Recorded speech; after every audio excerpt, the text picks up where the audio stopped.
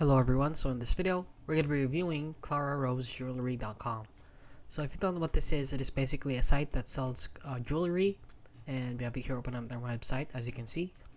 And right off the bat, you can see that this image is very clearly AI generated.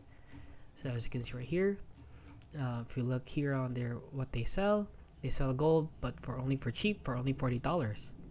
So as you can see right here, this is what it looks like on their website.